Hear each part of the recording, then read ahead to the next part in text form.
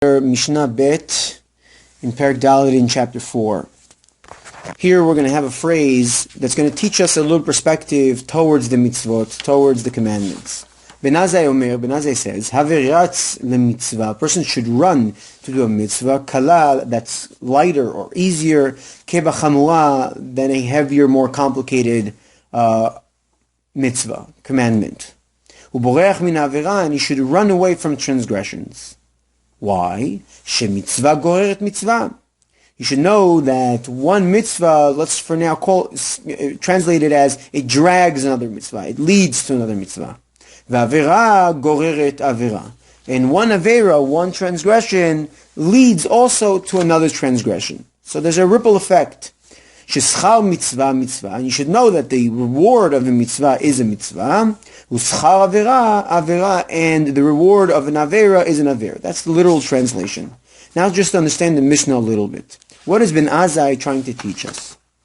He's teaching us that a person should run to do a mitzvah that's kala, that's lighter, that's easier.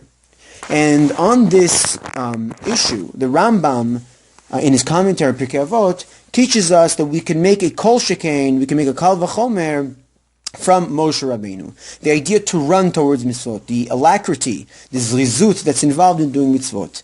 After all, Moshe Rabbeinu was, for example, commanded to build 9 cities of refugees. For those who accidentally murdered, they go to Arei Miklat. And Moshe Rabbeinu knew that you cannot, the Arei Miklat, the cities of refugee, are not applicable until all 9 are built. 3 on one side of the Jordanian River, and 3 inside the land of Israel. And as we know, Moshe Rabbeinu wasn't allowed to enter the land of Israel. And nonetheless, he rushed immediately when he was commanded on the mitzvah of building the Arei Miklat, building the cities of refugee, to build the 3 that were on the outside part of Israel and the other side of the Jordan, waiting for the second half to be done later on by Yeshua, later on when the land of Israel was conquered. So Kol Shekain Moshe Rabbeinu, who ran to do a half a mitzvah, how much more so when we have a complete mitzvah that falls on our lap, say, for example, say Kriyat Shema in the morning to daven, or to do chesed for somebody else, or to make a bracha, or any mitzvah that comes in our hand, a full, complete mitzvah. Certainly one should have alacrity and excitement towards running to seize the opportunity to do the mitzvah. The question that's raised by both Tosfot Yom Tov as well as the Tiferet Israel is, what does it mean when you say mitzvah kala, a light mitzvah, versus a mitzvah chamura? Actually, there are some versions of this that didn't even have these two diametrically opposed translations, chamura and kala, one being heavy and the other one being light, because there's really no way to know what mitzvah is greater than the other. For all we know, Kadosh Baruch Hu commands us in his value system. We don't know what goes up in Shemaim, which mitzvah is considered lighter, which mitzvah is considered greater. So as a result, one of the most basic definitions that's given by the Tiferet Israel is that it's kala means towards me. It's easy for me to do it. Let's say, for example, I'm a multimillionaire, and a guy comes in front of me. I don't even have to go look for this poor person. He comes in front of me, he asks me for $10. What's $10? Give him $10 is such an easy mitzvah to do. But say, for example, it's the morning, and I'm tired, and I can't get out of bed. So for me to go daven, or get up even just in time to say Kriyat Shema in its time, bizmana, that for me at that moment is chamura. It's very complicated for me to do it. It's very hard for me to do it.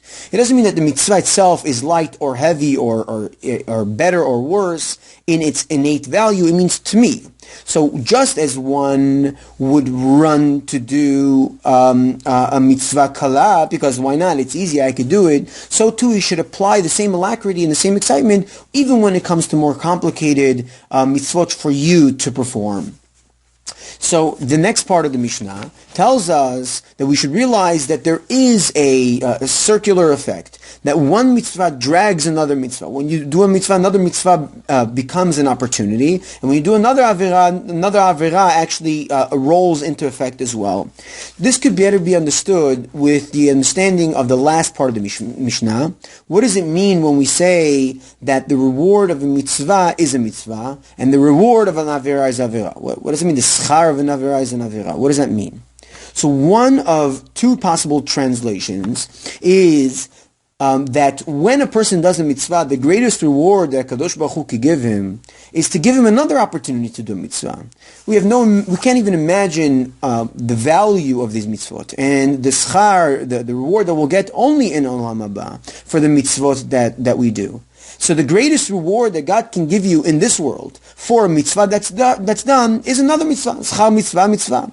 Similarly, on the opposite side of the coin, the reward, in other words, i.e. the reaction or the midah keneged midah for somebody who does an avera, the greatest punishment that God can give him is by creating another opportunity for him to do an avera, a transgression. He, of course, can always choose to break that chain of events, but for somebody who's not careful to do avera, to do transgressions, so here you go. You have other opportunities to do transgressions. If you want to, go ahead. That's the life that you want to choose, then so be it. Practice your freedom of choice and choose the wrong thing yet again. That would be the greatest punishment that one can get on that level.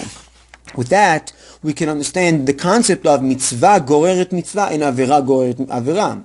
One mitzvah leads you into another mitzvah because by doing one mitzvah, it creates another opportunity for you to do another mitzvah. Avera goreret avera. One avera drags another avera because one avera simply opens up the opportunity yet to do another avera should you choose to go down that path. But another explanation that's given by Rav Ovadia ben Bartenura is as follows. The schar of a mitzvah, the reward of a mitzvah, is the mitzvah. Meaning what? When you do a mitzvah, there's an innate reward that happens almost immediately. The enjoyment, the satisfaction, the gratification that you receive from doing that mitzvah. So say, for example, you did chesed for someone, you helped someone in need. You feel good about yourself. You feel great at that moment for having done that. Let's say you have a beautiful tefillah and you meditated and you really had a beautiful moment. You sang, you enjoyed it. The enjoyment that you derive from the mitzvah, schar mitzvah is also considered to be a mitzvah. The fact that you enjoyed doing the mitzvah or gained enjoyment from doing the act of mitzvah doesn't take away from your reward. On the contrary, you will be rewarded for that enjoyment in and of itself, for having enjoyed doing the mitzvah. On the other side, on the other hand, when somebody does an avera, an action that is considered illegitimate or a transgression, sometimes a person does a transgression and doesn't even enjoy the transgression he does. He's like, oh, why am I doing this? Why did I do it? But if a person does an avera and enjoys the avera that he does and gains enjoyment out of the transgression that he performs, that's also going to be considered avera, schar avera, what you gained out of that avera. In other words, the enjoyment and whatever gratification you seem to have gotten out of doing that transgression, avera, that in itself, in addition to the specific action of transgression, will also be considered to be an avera as well. Here in this Mishnah, we're going to be learning a lesson about the purpose of things in this world which seem to be purposeless or useless, and to give us perspective on that. Hu haya omer, the same person that we learned in the previous Mishnah, who taught us Ben Azai himself, is also going to be the one that is the author of this statement. Hu haya omer, he would also say, he was famous for saying, Al tihi baz lechol adam. Do not embarrass or scorn any man. Ve'al tihi maflig lechol davar. And do not discount anything, any material item, thing, or creation. Why? She'en lecha adam she'en lo sha'a. For there is no man who has not his hour.